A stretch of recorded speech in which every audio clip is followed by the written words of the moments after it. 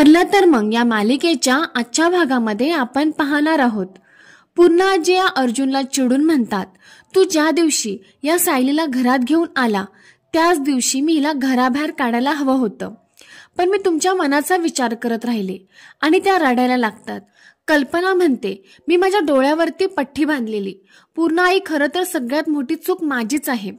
जेव्हा अर्जुन सायलीला घरात घेऊन आला ना, तेव्हा आयुष्यात पहिल्यांदा मी पूर्णा आईंच्या विरोधात उभी राहिली.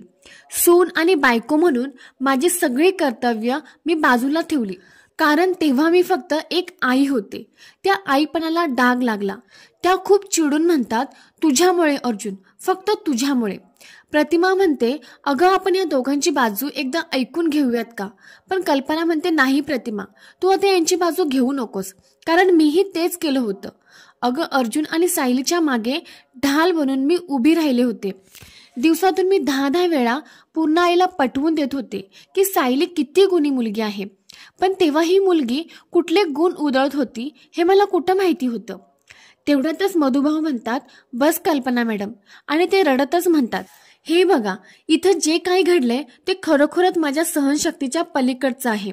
ज्या मुलीला मी माझ्या सख्या मुलीपेक्षा वाढवलं ती इतकी अनैतिक वागेल यावर खरोखर माझा विश्वास नाही बसत. सायली रडत म्हणते, नाही मधुभाऊ, निदान तुम्ही तरी असा विचार करू नका, मी काही अनैतिक नाही वागलेले. कल्पना म्हणते, हे असं कॉन्ट्रॅक्ट करून परपुरुषाबरोबर एकाच रूममध्ये राहणं हे नैतिक आहे का ग?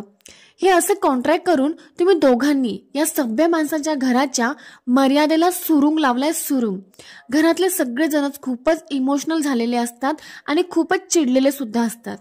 सायली रडत म्हणते, तुमची माफी मागण्याचे धाडस माझ्यामध्ये नाहीये, पण आई माझ्यावर विश्वास ठेवा, प्लीज माझ्यावर विश्वास ठेवा, प्लीज मला एकदा बोलू द्या.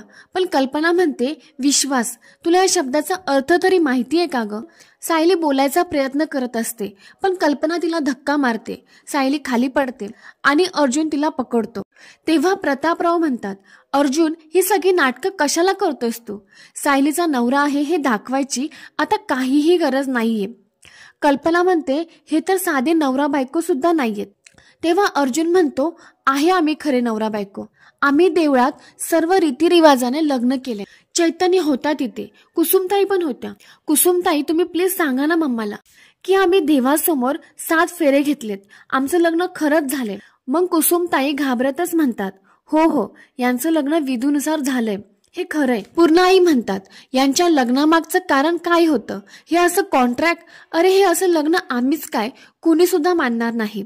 माणुसकी, नाती, प्रेम या सर्वांवरचा विश्वास उडावा ना, असं वागलाय तुम्ही. पूर्णा आजी खूप रडायला लागतात. कल्पना म्हणते, सायली, अगं मी तुला माझी मुलगी मानलं होतं ग.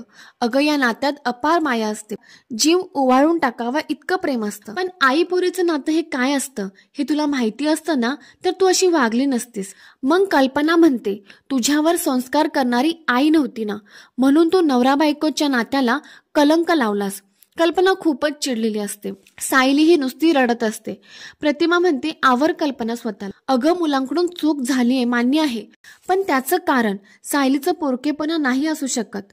जिने कधी तिच्या आईला बघितलं सुद्धा नसेल त्या मुलीला आई आणि मुलीच्या नात्याची किंमत नाही कळणार तर कुणाला कळणार?